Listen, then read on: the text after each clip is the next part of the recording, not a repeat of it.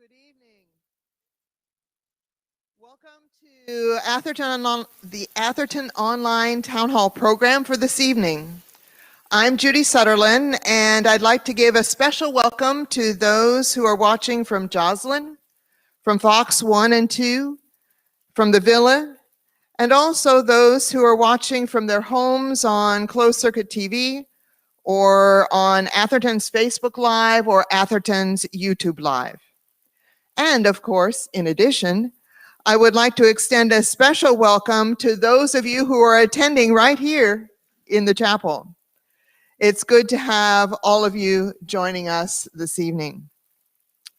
As we begin, let me share some words of thanks with some of those who are helping us out tonight. A special thank you to June Bertha Glassman, who welcomed you as you came in. Also, thank you to the tech crew, to Ron Baines and to Sean and Gary Byrne, and also to Craig Stanton for some of the setup things that he does to make all of this possible so that not only can we see things here, but people can see things at home, and also we can all hear what is happening and what is being shared this evening. Tonight, there's lots to celebrate. Let us begin by giving special recognition to those who celebrated birthdays last week and to those who will be celebrating their birthdays this week. Ryoko Joy Narusawa, June Sakaguchi, and Grace Shea all celebrated their birthdays last week on June 1st. Shirley Charlton and Linda Kenny had their birthdays on the 5th. And Daniel Ikamoto had his birthday on the 6th. Happy birthday to all of you, and we hope that each of you already had a wonderful day filled with special blessings on your birthday.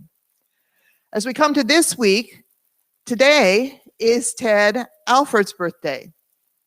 Happy birthday to him today. It's the exact day. On Thursday, Eddie Gibbs and Susan Hum will celebrate their birthdays. Friday is Ann Knucklebird's birthday. Saturday is Miyoko Yamada's birthday. And Sunday will be Margaret Ramirez's birthday. Happy birthday to all of you as well. We hope that each of you will also have a wonderful day filled with special blessings on your special day. This week, we also have 3 couples who will be celebrating their wedding anniversaries. On Saturday, if my calculations are correct, Wade and Diana Olson will be celebrating their 50th anniversary. Next Monday, David and Elaine Schofield will be celebrating their 71st anniversary. I hope my calculations were correct. And a week from today, James and Sophia Chi will be celebrating their 58th anniversary. Happy anniversary to all 3 of these couples, and we give thanks to them for their witness of the love God placed in their lives and to their commitment and faithfulness. Between all of them, do you realize that 50 years plus 71 plus 58 adds up to 179 years of combined witness to that love, commitment, and faithfulness? Wow. Congratulations to each of these couples, and may each of you continue to be blessed as you bless us with your presence and your witness in our midst. Let me give a brief announcement tonight about next week. We invite you next week on Tuesday to join us again here in the chapel or online, when we will share a service of worship together with the Reverend Andy Quint, Executive Minister of the Abco Flash region. If you don't know, Abco Flash is American Baptist Churches of LA, Southwest, and Hawaii. The Reverend Andy Quint will be sharing the message with us that evening. In just a moment, I will invite Jackie Bertios to introduce one of our new residents and our new neighbors, Joan Broda. Note the correction in her name from what was in the Athertonian. The Athertonian had a little bit of an error in it. Her first name is Joan. Following that introduction, we will once again hear from our wise and beloved CEO, Craig Statton, as he shares updates along with any particular wisdom, humor, encouragement, or other thoughts that he has for us this evening. Now, before Craig comes to share with us, let me invite Jackie Broda, Jackie Berdios and Joan Broda to share this introduction with us.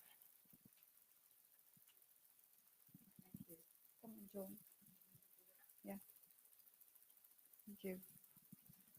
Okay. Good evening, everybody. My name is Jackie Berdios, and I'm here to introduce a fairly new resident, Joan Broda. Joan came into us in April of 2021, and she lives in Irving Manor. She's coming to us from our backyard, Almansor Park, where she lived for 45 years. She's originally from New York, but moved to Alhambra in 1970. Her husband died 4 years ago, but she's blessed with 2 children, Frank, who lives in San Gabriel, and Maria, who lives in Sierra Madre. She has 4 grandchildren and 1 great-grandchild. During her working years, Joan was a key punch operator in New York and around the in other cities around New York. She loves to read, and she just loves our library. She says she won't live that long to read all the books. But anyway, Joan, would you like to say a few words? I just want to thank everybody for being so friendly. And I should have done this years ago, but I wasn't ready years ago. And I want to thank Joy Forgatch.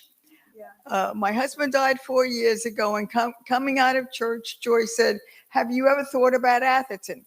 And at that time, I really wasn't ready. I just couldn't think about moving.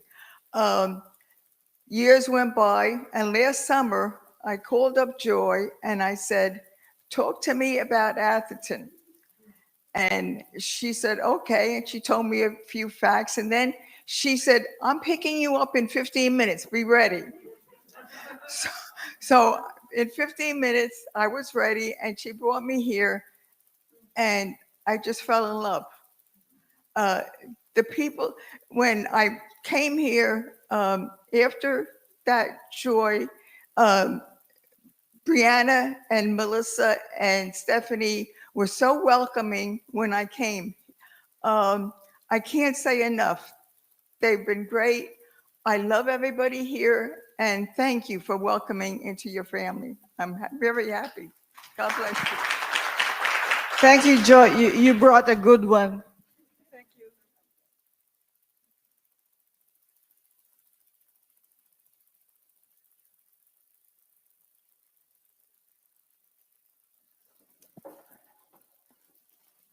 All right. So I'm fine here. I got to do a few things here to get everything going. Just going to take a second here. So first of all, Judy, thank you for your kind words. I don't know if I'm going to have any wisdom. I hope I'm beloved when this is all done. But I'm hoping that the technical part of this works, because that has been probably one of the more challenging parts of this. Okay, there we, ooh, come here, good. There we go.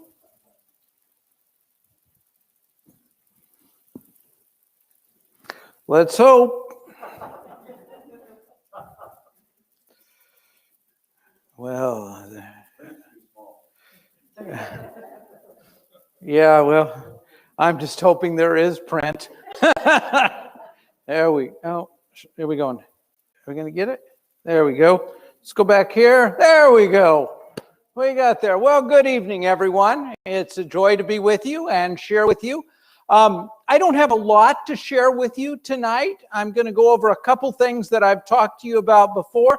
I have a few new details about some of the things that will happen after June 15th when California opens up more and how that will affect Atherton. But as a whole, I don't have a lot. And so, unlike most Baptist preachers, I may let you go home early.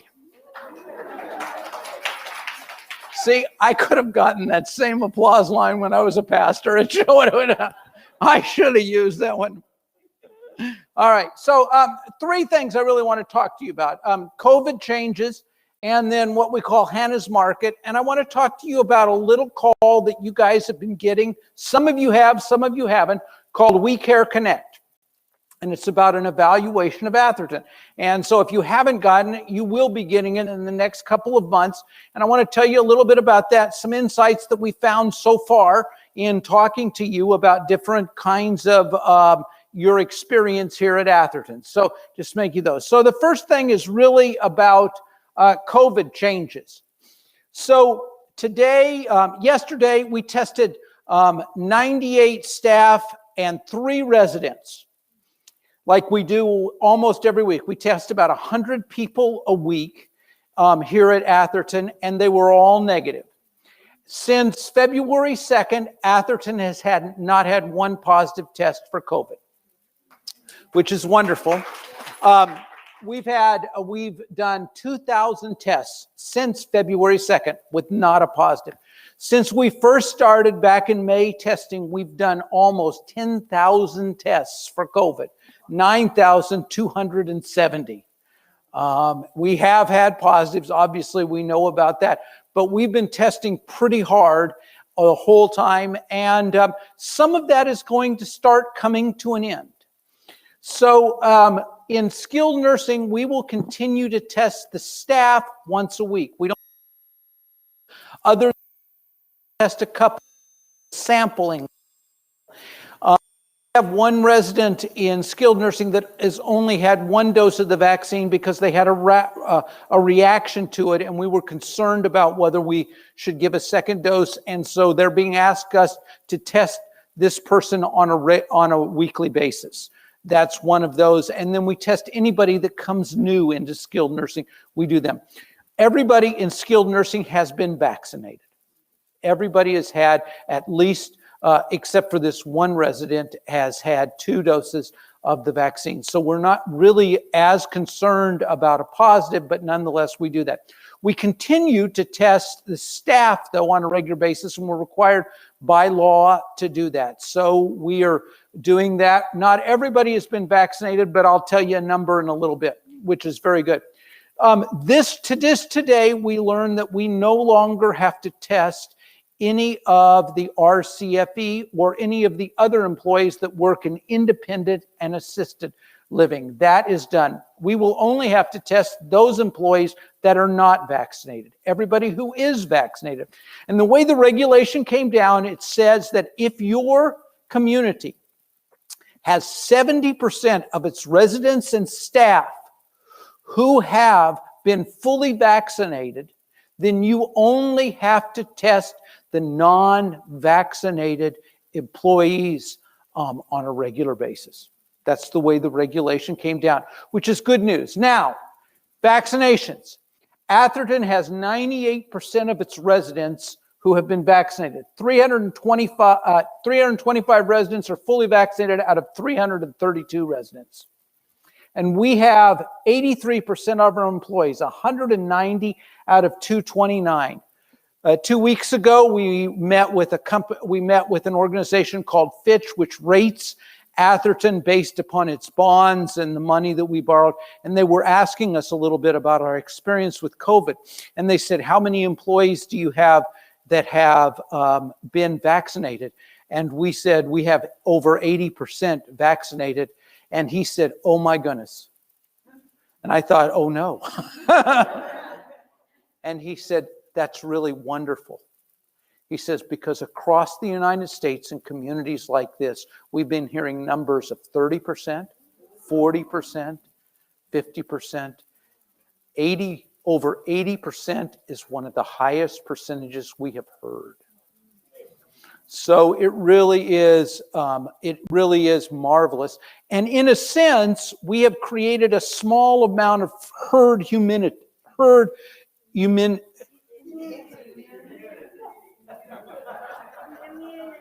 Maybe we ought to say a prayer and go home right now. Yeah.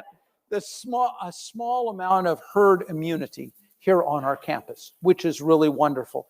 Now, we are still working with these employees. There are a variety of reasons why some employees have chosen still not to get the vaccine. We are talking to them, working with them, we're encouraging them, and actually we hear about 1 or 2 every week that go ahead and get vaccinated. So, but we feel very good, and as a result of that, feel very safe. So that means that we're way over our 70%, and it helps us with the testing that we have to do. I think a similar regulation is going to come down from skilled nursing in the next month to 2 months about testing all those that are fully vaccinated. With the high numbers that you have, then you're not going to have to vaccinate as much. But I'm not positive about that, and so we will just see. But anyway, we're doing that. So just wanted to let you know, somebody asked me today, could 3 people go on the spot at a time instead of 2? And since we're doing so well, sure, why not? We'll put 3 in there. Maybe next month we can go 4, 5 later on. We'll just fill it up, okay? And then we are looking at starting full dining, indoor dining for lunch, starting on July 6th. So we're thinking about moving that. What that means is that we will not be doing any more deliveries. When we have the space and capacity to do indoor dining at all, we will. If you want to be delivered, then there will be a charge for it. But we're looking at that, and so that's kind of the last piece in that, just to make you aware of them. Just a couple of other regulations that'll be changing around here starting next week on June the 15th. All independent living residents, no masks will be required outside. Okay, so if you go for a walk, you don't have to have a mask. Okay, inside, masking will still be required when mingling with people. Okay, you can. So I tell people, as a whole, my guess is I know pretty much everybody who is not vaccinated, and I look around here, and I think most. Yeah, I don't see anyone that I don't know of is not vaccinated, but 1 of you or 2 of you could be. As a whole, in most cases, when you're together with others and you get close and talk, I would keep a mask on. Apart from that, you can take your mask off.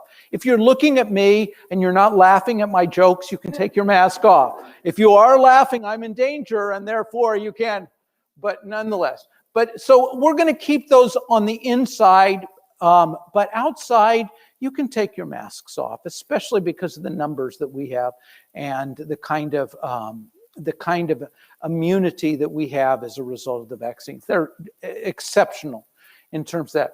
Group size should be limited to 75% of room capacity. So we're now at 50%. So next in the next couple of weeks, we'll probably have even more people. There'll be as many as 75 to 80 people that can come into the chapel and be a part of that experience. And now, we are still encouraging groups of people with food to meet outside, especially if you're having people come in from the outside of the community. We would encourage you to go ahead and continue to meet outside. The risk of infection is much lower outside. Now, if you're vaccinated, your risk of infection is very, very low.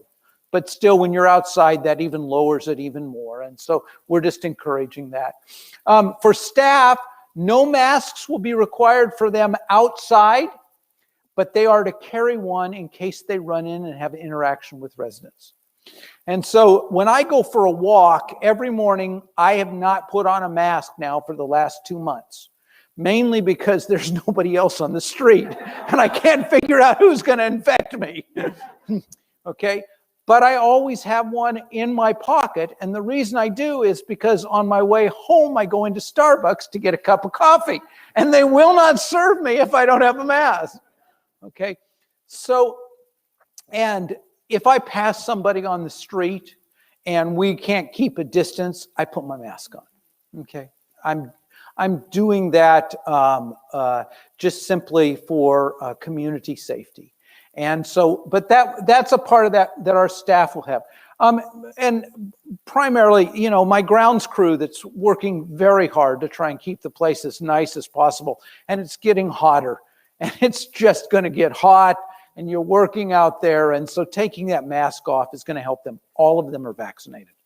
So I feel very good about that. And so into that. Finally, staff, no masks in meetings with other vaccinated employees. So if we're sitting around in a meeting and everybody's been vaccinated, they can take off their masks. And I was in a meeting this afternoon with the marketing and sales team.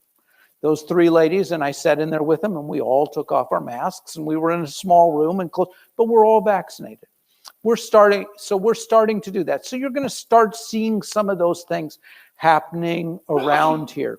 Again, if you have been vaccinated, it is a wonderful gift to us. And it is the safest thing that we can do to provide safety from the virus. So, you know, it provides a level of protection. It provides a level of not only receiving virus, but even transmitting the virus. They are very effective. Now, the question is coming up now more and more, because now we're about 6 months into this. Will we need booster shots? Okay. And as of now, I don't see anything that's telling us we're going to have booster shots. But, and this is the but, the issue may become that they don't know when the vaccine's going to begin to wear off. And so they may encourage senior living communities to take a booster shot in the early fall, just simply because they don't want to go into the winter with it waning. And we'll see about how that goes. Atherton will certainly stay on top of that. We're going to look very closely at that. We'll tell you all the yeses, the nos, and all these kinds of things. At present, so all of the people that first were the guinea pigs for the virus. You remember last summer when the virus, when the vaccines had already been developed, and then they were in the testing that they were going, and that happened all through the summer. And thousands of people were doing this before they were officially given emergency approval, and we were able to receive them. All of that was happening in the summer and into the early fall. Those people that have had this vaccine have now had it for almost a year. And I have not read any articles that said that the people who got the early vaccines are now losing their immunity. I've not seen anything like that. So that's really, really good news. It really is wonderful. And the other thing that happens is the more that people are getting vaccine, you can see the lower the case counts that keep coming down, lower and lower and lower. So today in Los Angeles County, the positivity rate was 0.3%. So a third of one person in this room was all that was positive. Only 3 people died today in LA County of COVID. Only 3. It's the lowest that it's been. So it's remarkable. California is now 70% vaccinated, 16 years and older. So all these things are happening. They're making things much better. You know, even though we're not fully open, and the governor announced that we were going to open back up, people have been doing this. And there are pockets across Southern California and across California where people have been without masks for quite a while. Go to Orange County, okay?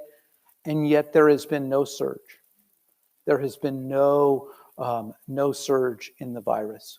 So there's a lot of very good things about it, and it feels very good about it. So that tells you a little bit about COVID. We are there are more opportunities for all of us that will begin to take place, and we're slowly easing out of this. We're slowly moving away from masking. There are certain times when we want to continue to do that, and we will always have some of this because we're a senior living community. And as a senior living community, we are the most vulnerable to this particular disease. And so that's why there will be more precautions on us. Remember that before COVID came around, all of my staff that worked in skilled nursing either had to wear a mask or be vaccinated for flu virus every year. They all, either the people that worked in there had to have the flu virus or you had to wear a mask full time.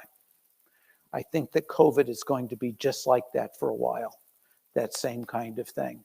So this is not an unusual thing for us. It's just a part of what we do. And the reason why the Department of Public Health did that is because if you put flu in the context of skilled nursing, it spreads rapidly and it is lethal. And we wanted to stay away from that. Well, COVID is that same way. So that's why we take those precautions and do what we do. And we're very thankful to do that. So those are really good things for us. Any questions about COVID before I go on? Okay, good. All right. Next thing, this and that. Okay, just a few things to let you know. We are now in the middle of the remodeling the fitness room downstairs. So it's a mess down there. All of the machines are now outside in the hallway, and some people are using them, but we're in the mess of that. It's going to take us a couple more weeks to do that. There's some painting, some new flooring, new machines have to come in, all this stuff, but we're in the middle of that. And so thank you for all the people that donated. We're working on that. We've got a couple other spaces we're going to do too, but we're working on that. Next week, we will begin resurfacing the walkways in the courtyard. And so we're going through each floor and resurfacing those areas. So it's been a decade now that the courtyard's been open. Did you know that? We started 10-year renos in the courtyard. Well, those surfaces, we're needing to redo them. So we worked out a deal where we're going to resurface those areas. We're going to do a floor at a time, and we're going to do them from 8 p.m. to 1 a.m. So if you like to wander at night, be aware. The floor could be very sticky and you could ruin your carpet. But that's how we've got it worked out, because we find that people aren't out much in that building between 8 p.m. and 1 a.m. Of course, if there's an emergency, you can get out. Please do that. But anyway, we're getting ready to start do that, and there'll be notes around, and you'll know which days are your floor and what we do. But we're getting ready to start do that. For those that don't know, we are in what's called survey window for skilled nursing, which means that the county is coming in and examines us and says what we do well and what we don't do well and gives us a grade. It's a highly anxious time for all of our staff. It's when it's our finals, and we get it every year, and the teacher is not nice. And so we're in that window right now. We're preparing for those. I say all of that because maintenance goes on high alert when that happens, because there's a lot of things that maintenance takes place. And so if you call in, it may be a little bit longer to respond to you for a maintenance call. Not everybody's there, but it takes us a little bit longer. I don't know when this is going to be. We've been in survey window for 2 months now, but it's getting close. And so anyway, just to let you know about that, it does spill over into independent and assisted. We currently have 6 deposits on classic units, and we currently have 4 deposits on the courtyard units, and those people are moving in by the middle of September. So we have 10 people that are moving into Atherton in the next 3 months. And so that's really good for us. We're really thankful for that. If all of those move in and nobody moves out in the courtyard, there'll be only 1 unit available in the courtyard.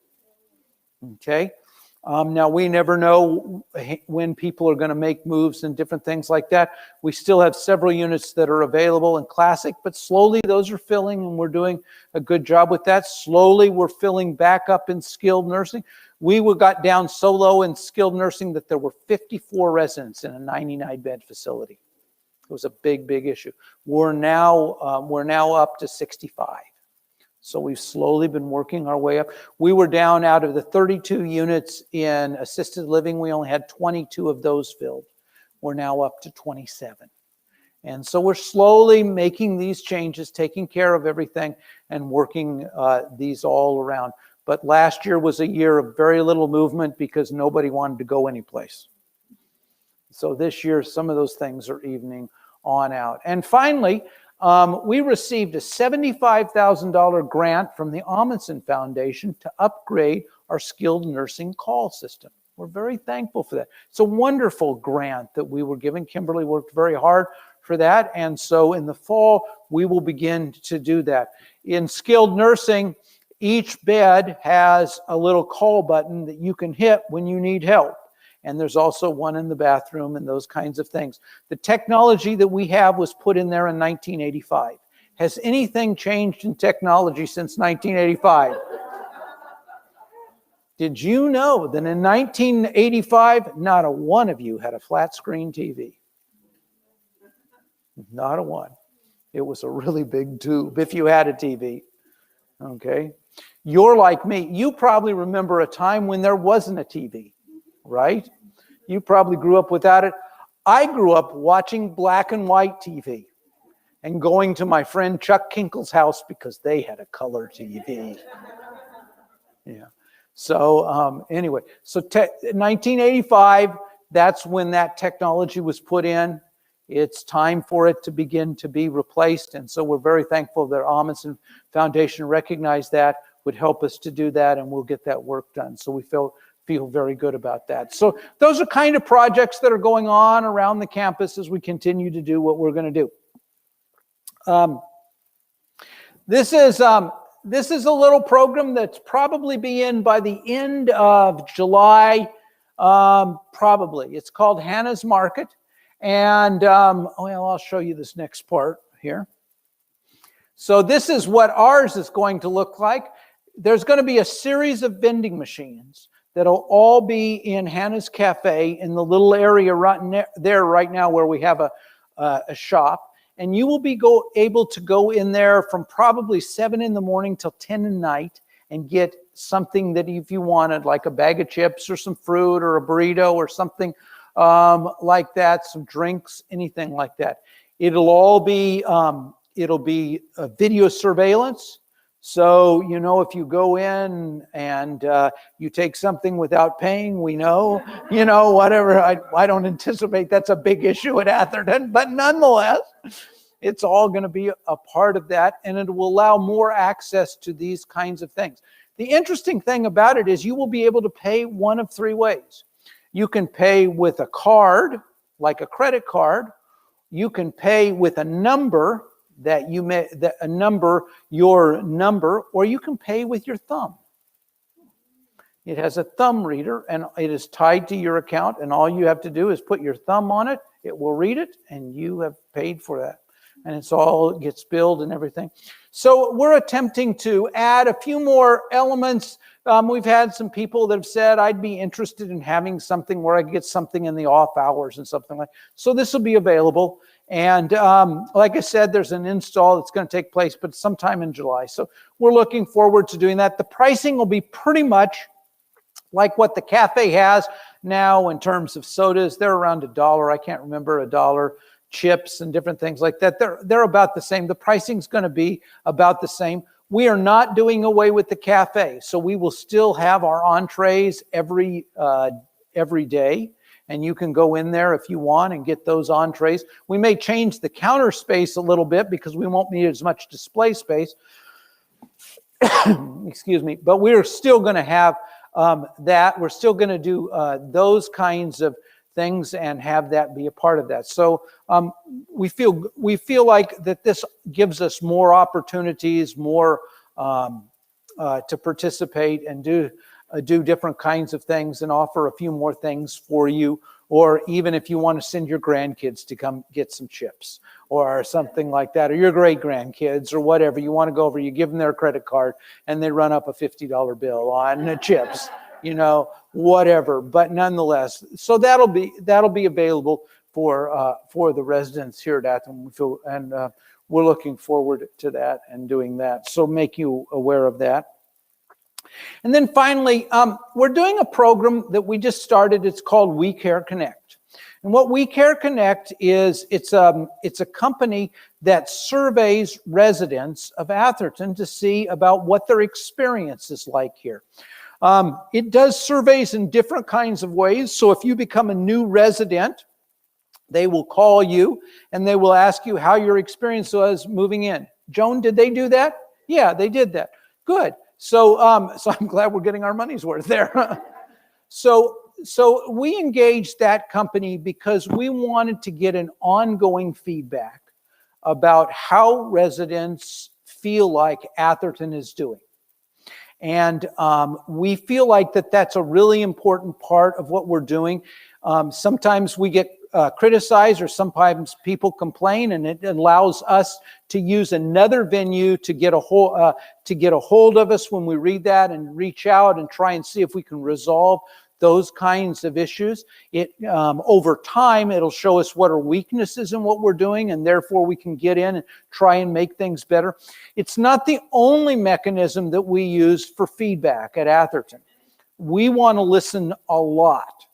And we want you to tell us when something goes right, and we want you to tell us when something goes wrong. We want you to make this as good a community as we can, and the best way that we can do that is listen to what we say. But most of the stuff we have done has been pretty informal and pretty haphazard. Whenever somebody says something really nice about us, we always tuck that away and we tail that around. When people criticize us a little bit, we try and push that off and do that. We're pretty normal about that. This is a more systematic process for us. And over the course of the next several years, it'll give us a very good idea of what we're doing, what we need to fix, and what we need to work on. So I wanted to show you a few things. We haven't done a lot of these. We've only surveyed about 30 people so far. So it's not like we've got a huge amount of data so far in this. But these are some of the questions that it asks. Are there any staff members exceed your expectations? And you can tell us those names. And actually, I have a little word pattern thing in which I've got a couple names of staff people because several people have said this, these couple particular people.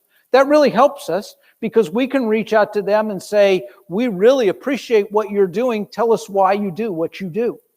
Because we want them to be leaders in telling other people. Obviously, they're doing things right, and we can reward them by Employee of the Month or Employee of the Year and do some things like that. On a scale of 1 to 5, with 5 being best, how would you rate the food? Okay, so I will tell you that's the lowest rated item at Atherton. That's the challenge. I will tell you nationwide, at communities like this company surveys communities in 50 states across the United States. Food is always lowest. Why is that? Because they're cooking for people that come from different cultures and different palates. Can you imagine if every day you had to cook for Chinese Americans, Japanese Americans, Midwesterns like me? I was talking to a guy today and I asked him, I said, did you grow up with rice? He said, no, I grew up in the Midwest. I had potatoes. But I married an Asian lady and I like rice now. It's how we grow up, what our preferences are, where we grow up and how we eat. And our team has to try and figure that out and make it work on a regular basis. It's a challenge for them. They work really hard to try and listen, but that's the lowest rated one. I'm going to show you that in just a second. On the same scale, how would you rate the overall quality of your dining experience? How do you feel there are a variety of activities and events? If no. My guess is that one would come off fairly low in the era of COVID. There's not a lot of activities this past year. We didn't do well at that, you know. Do you feel welcome to activities, and do you feel well informed about things that are happening at our community? So that's about communications. So these are a couple others on a scale of 1 to 5, 5 being best. How would you rate your satisfaction in the following areas? Housekeeping, laundry, maintenance, transportation. Do you feel safe and secure in the community? In recommending this community to your friends and family, how would you rate it overall on a scale of 1 to 5, 5 being the best? Were you told you would be getting this survey? I'm trying to let you know. Okay. Do you have any other feedback you would like to share? If yes, what feedback would you like to share? So these are the kinds of things. So this is how this data comes back to us. So I get these kinds of things like satisfaction. And it kind of works through. Satisfaction overall, 84%. Now you see that's a green circle. The green circle means it exceeds the benchmark nationally. Okay? So if it's green, if it's yellow, it's about even, and if it's red, we're way under. So, but that means that we're right in line with other communities across the United States, people who live in these communities. So overall satisfaction, 84%. Most people are pretty high, and this is good for us too. I believe that the benchmark is somewhere around 82%. Staffing, we're at 97%. That's above the benchmark. That's people at a whole are pleased with most of the people that work here, exceed almost all the people who work here. Dining services, a 70, and it's in the green. Okay, so 30% of the people in this community are not quite sure about the food. Okay, but that's true nationwide. Interesting. Environmental services, that means laundry, housekeeping, all those kinds of things, 82%. And again, life enrichment, activities, things like that, 86%, and transportation, 89%. So you can kind of see there based upon the data that we're getting so far, and it's really, we haven't got a lot, but we're getting some. People overall are, for the most part, pleased about what's happening in Atherton. We're doing okay with those kinds. Here's a few more, and you'll see. Here's a few more, and you'll see. So this is what's called the quality of the community. Quality assurance. So quality of care, 94%. That's good. Okay, quality of food, 66%. It's in yellow. You know what would have got us to green? 67%. That's exactly where it's at. Isn't that interesting? Quality of staff, 94%. Community advocate. I'm not quite sure what that is, but we're doing well. I'll have to go back and see what that is. The most interesting one on this is what they call the happiness index. And I didn't put this up here, but I thought this was interesting. I got to explore this more. So on the happiness index, we were in the blue, which blue is okay. And the happiness index for residents at Atherton, for the people that we indicated, is about 35%. Yeah, isn't that interesting? But we're ahead in the nation. And I think that it's the way they put that data together. If you don't do a mark of 5, you're not happy. So it's the way that the data comes and put out. But anyway, so it's kind of an interesting thing to look at. I'm going to have to look more of that, and then I'll come back and explain it and talk to you, and we'll see where you're at. So it's a challenge about, at this point in your life, are you a happy person? Are you happy with where you're at this point in your life? You know, with your aches and pains, are you happy? You know, with your sorrows and losses, are you happy? Are there more good days than bad days? You know, and it's just an interesting kind of metric. And so we'll look more and see more about that. But one of the values that's key to Atherton is joy. That's a value that we hold on to. Faith, joy, thanksgiving, kindness. We say those are our core values of this community. So if happiness is low, we got to figure that out, because we want people to be happy. We're not going for Disneyland. We're not trying to be the happiest place on earth, but we would like to be happy. Do you have any questions? Art. Earlier you used the term classified music. Classic. They're called classic art. And everything that is not the courtyard is called classic. That's just how we identify them. We didn't used to identify them, but when they built the courtyard, the marketing firm said, this is classic Atherton and this is courtyard Atherton. And those have stuck with the way that we do our marketing and the way that we do that. So that's why. And some of it is about the way that the contract is paid out. Most of the courtyard contracts are what are called repayable contracts.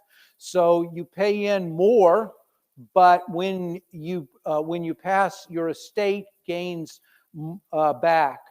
In the classic contracts, you pay in a lot less, but over time, that it whittles away until none comes back to your family. So it's just a way of doing that. Okay, thank you. Any other questions? Yes, Martha. Will the holy grounds stay outside, or is it projected that we will move back inside? So Martha asked, will holy grounds stay outside or will we get to move back inside? So I will tell you that as long as the weather is nice, we'll stay outside. Okay? When the weather starts getting either too hot or too cold, we'll probably figure out something about going back inside, and we'll have to see what some regulations are when we go back in there. That small room does not have much capacity. I think the capacity of that room is probably 12. So if you do 50, it's 6. So it makes it pretty tough. It's just not a very large space. So we're going to have to look at that and see. Doug, did you have a question? All right. Good. Yes, Karen.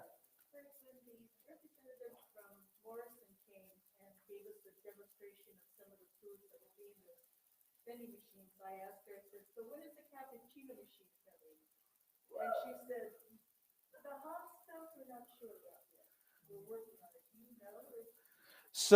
So Karen said when the Morrison came to show us the vending machines and try and do all of the food, she asked, when is the cappuccino machine coming? And Morrison said, well, we're not sure about the hot stuff yet. That's because that's on me, right? I mean, Morrison says, sure, if you want to pay, we'll get you those machines. This is not a problem at all. So it may be time to revisit this issue. So about 5 to 7 years ago, when I was early here, we actually bought a very nice cappuccino espresso machine. We got a commercial cappuccino espresso machine, put it in the coffee shop, and offered cappuccinos and espressos. And then we took it out. Why? Nobody wanted them. Nobody wanted. They just weren't interested. We didn't use it enough. I was basically teasing them, but I was wondering about hot coffee at night or hot chocolate. Because I'm thinking summer's coming. It would be nice if people would say, let's go to the area. Have some coffee. So you don't want to put the kettle on the stove? You'd rather come over here and get it. I mean, any and all of these can be put in, okay? But there's a cost to them. And so what I have to do is say, is the cost to put this in going to create enough usage? And that's the challenge that I have with it. And so if, and you rent this stuff, but the problem is most of it is on a lease. So it's like on a 2 or 3 year lease. So I'm making a commitment to 2 or 3 years, or I'm saying this much, or I'm saying I'm going to pay the out cost. The out cost for this stuff is $5,000. So if it doesn't be used, I have to pay $5,000 for them to come and take it out. I'm willing to do that because I think that all of this is a good bet, but I don't know about those kinds of things. So that's the whole thing. I keep going back and forth. So Karen, go talk to all your friends. Talk about how much you do cappuccinos. Write your numbers down and come back to me with the numbers. The numbers work. We got a deal. All right? I'm just a businessman now. Yes, ma'am.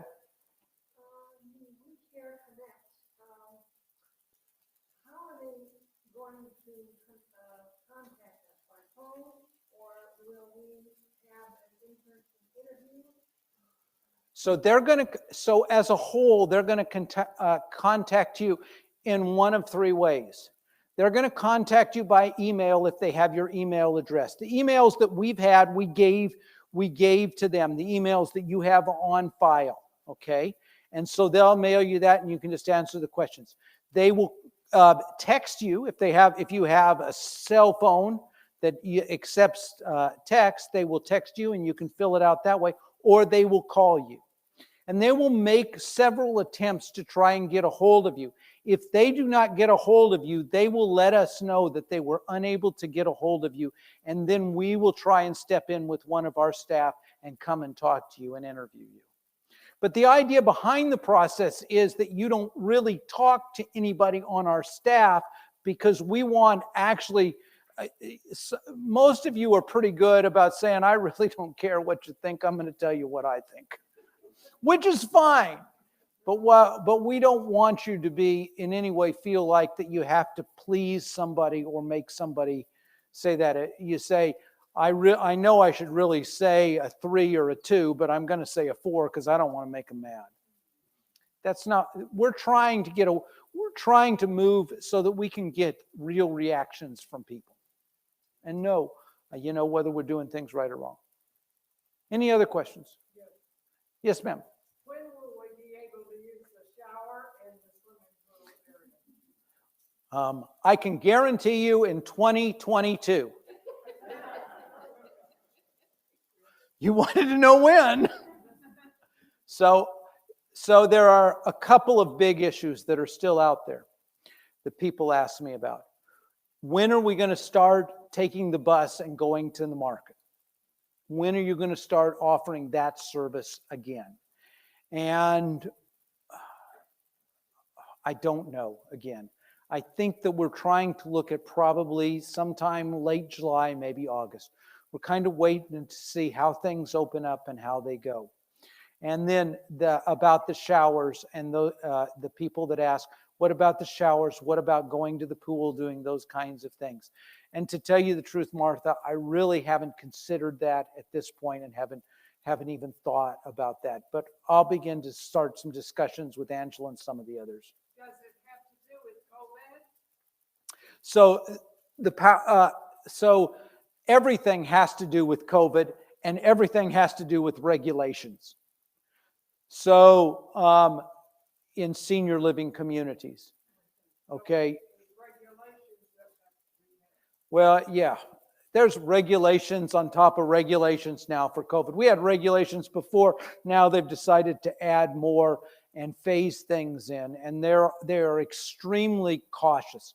I think what is beginning to happen, and I'm hoping this is beginning to turn a little bit because the vaccines have been so effective, and they're seeing how effective they are. They're basically saying vaccinated people are very safe and they can begin to resume part of their lives again. It's not 100%, but it's so good that it makes a significant difference. And so we can add some of those. So Martha, I can't tell you when. We'll look at it and see. But I don't see it happening before the 1st of July. I'm sorry, before the 1st of August. I don't see it happening before the 1st of August. Okay. Okay, if there's anything that we can do to help, let us know. I would be happy to do that.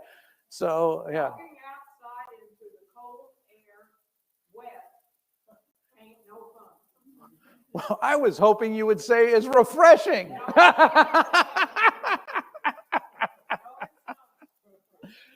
So if the temperature gets to be 105, it'll actually feel pretty good. I'm not making you happy, am I? Yes, Tatiana. Oh, so part of the campus, the power went out, and about less than a minute later, the power came back on. So a transformer blew. Okay, so I was in a meeting, power goes out, we're in a dark room, and then all of a sudden power comes up, and I call and say, what's going on? And Nander calls me back and says, well, transformer just blew. Oh, okay. And I said, is the emergency power on? Says, yes, emergency power is on. Well, actually, the emergency power fired up, but actually everything got rerouted to another transformer and everything came back up. It wasn't just emergency power was on, it was everything. So anyway, so I go back into my office. I'm making this a very long story, but it's a good story. So I go back into my office after this meeting's done, it's 11 o'clock, and Frank Murakami is on my answering machine, and Frank says, power's out. He says, you know, I saw a bunch of blackbirds over there by that transformer. I think one of them got nipped. He was right. That transformer blew because a bird got caught in the wrong spot. And as a result, the bird got fried and the transformer did too. It was that. It was the result of that. And it blew out. So the other thing is there are some, we're having some problems too with the Wi-Fi because but the power being shut down immediately and then fired back up. We're going through Casa Colby. The Wi-Fi isn't in good shape right now when we're trying to see what the problem is. We're hoping we didn't fry any components and I have to change those out. But anyway, every time power goes out, it makes a problem with our electrical stuff. So anyway, okay. Yes, ma'am. I have an interesting story about that. I came over and took a walk today to come over and pay my bill. And they had on Washington, it said road work ahead. And at the corner of 6th Street in Washington, it said no through traffic. Well, all the cars were going down because there was nothing there. But when you got to about Melody Lane, everything was closed. And they had a big crane up and the guy was up at the wire. Yep. Yeah. And then when people realized they couldn't go any further, they were all turning right onto Irving. Yeah. Yeah, that's right. Which means that you go up to the end and turn back around and go. And they were one after the other coming down 6th, and they were all turning up Irving. I almost stood there and said, no. You could have, if you'd had a blue suit or something, you could have been a traffic cop. Good. Any others? Yes, ma'am. Casa Colby, these 2 or 3 of us are having AT&T coming in because completely my TV, my landline, and my computer, we have no signal. They send us my cell phone, the way I communicated with them. They send me a long before, asking me if I have had people within so many days with COVID and blah. Mhm. So I had to answer all those questions. Now, when they come in, do they normally have to check in? Yes, they should. They do know to do that. Yes. I told them to, I'm having the same problem. Yeah. Yeah. Okay. Okay. That could be a very much. Did that just start today or did it go? Yeah. That's part of that. So whenever transformers get fried like that, there's power surges and it messes up stuff. All right. So I've got to quit so I can quit early. Okay. So I am 2 minutes early. 2 minutes early. So you could beat the Presbyterians to lunch if we were on Sunday morning at church. So, and my colleagues would say, oh, Craig, you got them on time. You shouldn't do that. So anyway, let me say a word of prayer and we'll call it a night. Father, thank you so much for your goodness and kindness to us. Thank you for these folks and what a joy it is to be their friends and be a part of this community. Continue to watch over us, lead us and guide us. Keep us safe in everything we do. Give us wisdom, give us guidance. Show us love and let us love others. We pray all this in your name. Amen. God bless. Have a great night.